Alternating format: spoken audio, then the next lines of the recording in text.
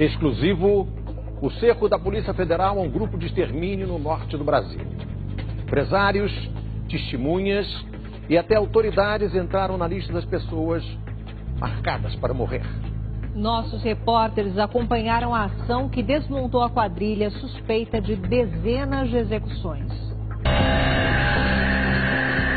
Policiais à caça de policiais. Polícia Federal! Polícia Federal! Uma mega operação da Polícia Federal desmonta um grupo de extermínio no norte do Brasil.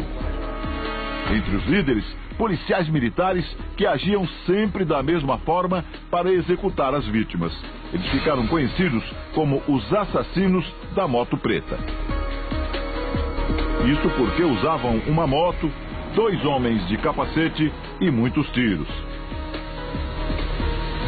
10 vítimas estão identificadas. Os policiais acreditam que o total de homicídios pode passar de 100. E 10 homens já foram presos, mas ainda há muito para ser investigado. A ação contra o grupo foi no último dia 7 em Jaru, cidade do interior de Rondônia. O Domingo Espetacular acompanhou tudo com exclusividade. A operação da Polícia Federal foi chamada de Morse, significa morte em latim, e mobilizou 200 policiais. Agentes de grupos táticos especiais surpreendem os criminosos. Esse vídeo mostra quando os policiais federais se aproximam da casa de um suspeito. Eles agem com cuidado.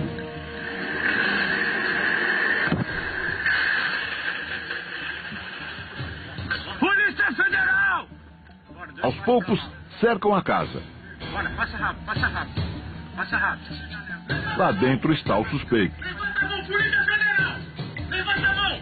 Abre a porta e levanta a mão! Abre a porta e levanta a mão! O homem é detido. Ele é um policial militar. Levanta! Deitado! Deita! No chão! A ação também encontrou uma arma usada nos crimes. Estava escondida em um veículo. Na casa de um dos policiais presos, um quadro na parede escondia um fundo falso. Lá dentro foram encontrados um punhal e um rifle usado pelos criminosos. Mas para saber o porquê dessa mega operação, é preciso entender o que acontecia nessa região de Rondônia. Nossa viagem começa na base da Polícia Federal de Ji-Paraná, cidade a 370 quilômetros da capital, Porto Velho. Os policiais se preparam para começar a ação. Tem o apoio de helicópteros e agentes especiais. O destino da equipe fica a 1 hora de viagem. A cidade de Jaru tem 52 mil habitantes. Desde 2009, Jaru convive com o terror de mortes à queima-roupa. Segundo dados da Secretaria de Segurança Pública de Rondônia, em 2005, antes de o grupo atuar, foram 16 homicídios. Em 2009, o número passa para 23. E só no primeiro semestre deste ano, aconteceram 24 mortes.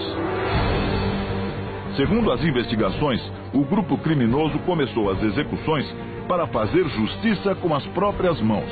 Mas o perfil dos escolhidos para morrer mudou ao longo dos anos. No início, as vítimas eram pobres endividados, pequenos infratores, viciados em drogas, ex-presidiários e testemunhas dos crimes dos policiais. Depois, um empresário e um advogado também foram mortos pela organização. Os assassinos usavam sempre roupas pretas e capacetes. A moto era do tipo comum e eles agiam muito rápido. Passavam antes em rondas, passavam pelo local várias vezes para verificar se o alvo estava no local e ver como estava a situação. O delegado da Polícia Federal conta que os crimes não deixavam rastros, nem pistas. Eles usam sempre um revólver porque nunca foram encontrados cartuchos, sempre tiros letais no peito e na cabeça. Na cidade, todos pareciam saber que por trás dos capacetes estavam policiais, mas tinham medo até de tocar no assunto. quase uma lenda não fosse o fato de ser real. Entre 2014 e 2015, os crimes se intensificaram. A Polícia Federal começou a investigar o caso há quase 1 ano e meio e descobriu que a maioria das vítimas já tinha passado pela prisão. Na visão dos policiais que formaram o grupo de extermínio, elas podiam representar algum risco ao denunciar ações ilícitas. Tiago Lacerda, de 17 anos, foi baleado em frente à casa dele, num bairro simples de Jaru. O jovem tinha envolvimento com o tráfico de drogas. Depois da morte, essa foto com a inscrição Game Over, que significa fim de jogo, foi trocada entre policiais. Seria a confirmação de que Tiago tinha sido executado. Alexandre Ferreira de Melo, Alex, foi um dos ex-presidiários mortos pelo grupo. Ele também era usuário de drogas, tinha 40 anos e morreu da mesma forma que as outras vítimas. Estava nesse local com a mulher quando a moto passou e um dos ocupantes disparou 5 vezes. Chegaram calados, só na hora de sair que falou alguma coisa, né? Aí ele pegou e foi na onde eles começaram a atirar. E quando eu sei que eu só abaixei a cabeça assim, né? Quando eu conseguia olhar, eu olhava para ele, pro corpo dele. Aí eu não reparei assim as pessoas. Ela diz que durante muito tempo o medo impedia a todos de falar. O pessoal falava que depois eles iam voltar para matar as mulheres, para matar não sei quem, só que, né?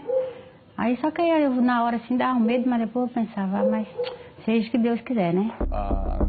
Segundo o delegado, o grupo não tinha um único líder. As mortes eram decididas por consenso, de acordo com interesses gerais, e havia uma divisão de tarefas. Havia um grupo, um núcleo de execução e havia um núcleo de apoio. Esse núcleo de apoio não necessariamente ele praticava as execuções, os homicídios, mas ele acobertava. Com o passar dos anos, mudou a forma de escolha das vítimas. Então, algum integrante tinha algum interesse particular, ia lá e executava o seu interesse. E isso demonstra que o grupo ali, a partir de 2014, deixou de ter apenas a motivação ideológica de fazer uma justiça privada, uma higiene social, como eles propunham, que era a ideologia do grupo, para passar a ter outras motivações.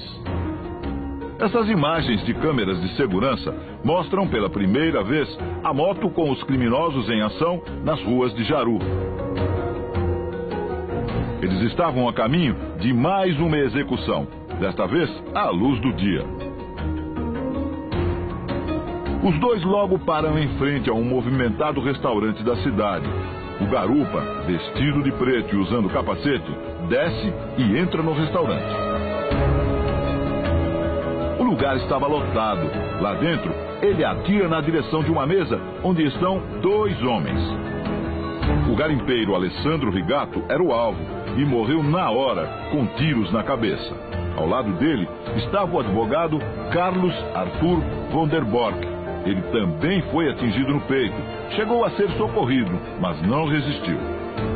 De acordo com o amigo e colega de trabalho, o advogado Carlos Arthur era uma pessoa de bem, que não tinha rixas nem dívidas com ninguém. Não era uma pessoa querida, não tinha envolvimento com nenhum tipo de desavença, nenhum tipo de ilícito. Ele tinha uma vida bem tranquila, com um ato isolado. Estava no lugar errado com a pessoa errada. Em 2015, outra morte que ficou sem solução, a do empresário da área de transportes, Gelias Rocha Cardoso. Ele foi vítima dos assassinos da moto em frente ao posto de gasolina da cidade. Gelias era proprietário de uma frota de ônibus escolares que atuava na cidade. Parte dela foi destruída por um incêndio. Pouco depois, ele se envolveu em uma discussão com representantes da prefeitura. A polícia investiga se esses episódios têm relação com a morte dele.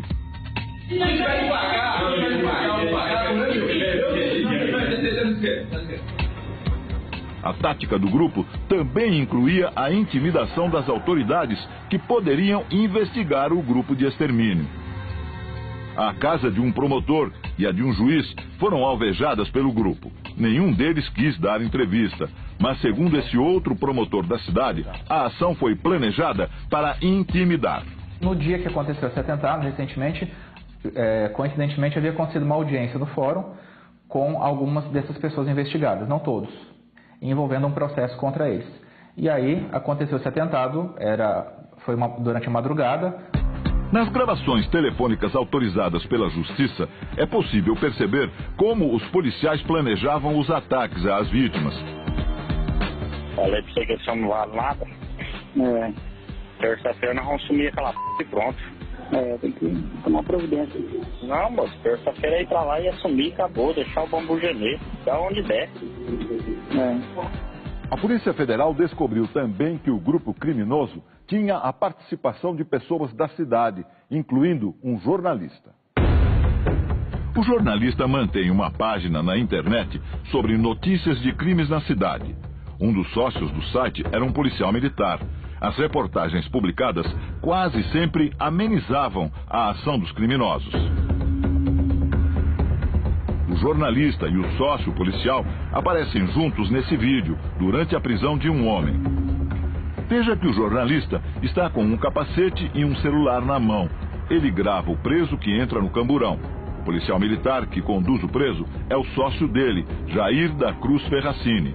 O objetivo da gravação é depois apresentar o policial como um herói. O policial Ferracini é realmente muito popular em Jaru. Chegou a receber homenagens da Câmara Municipal por sua atuação na polícia. Mas ele tinha também uma face oculta. Seria uma liderança no grupo de execuções. Ferracini aparece nessas imagens no momento em que foi preso em casa, durante a operação da Polícia Federal. Rodrigo Silva Rodrigues, o jornalista, também foi preso. Outro militar preso também era conhecido na cidade. O cabo Laurindo Lima da Rocha seria o autor da maioria das execuções. Era muito preciso nos disparos. Nas entrevistas para as TVs locais, ele sempre aparece como um policial exemplar. A Polícia Federal também prendeu Lima na casa dele, em Jaru.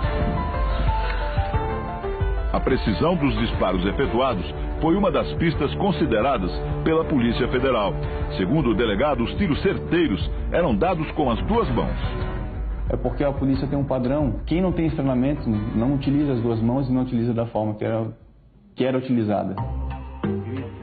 Para o superintendente da Polícia Federal de Rondônia, a ação desses policiais militares é uma exceção na corporação. É um grupo muito pequeno, que não representa em nada a Polícia Militar. Cerca de 100 assassinatos na região ainda são investigados pela Polícia Federal e podem ser atribuídos ao Grupo de Extermínio de Rondônia. Todos os 10 presos na Operação Morse foram levados de avião para o presídio da Polícia Militar em Porto Velho, onde devem aguardar julgamento. Nós estamos falando de bandidos que utilizam a farda, a arma, para matar. Tristemente, nós temos observado o crescimento desse fenômeno. Organizações criminosas voltadas para o extermínio de cidadãos. Não só aqui, nesse estado, mas em outros locais do Brasil. Quanto mais isso se alastra, mais ameaçado fica o Estado Democrático de Direito.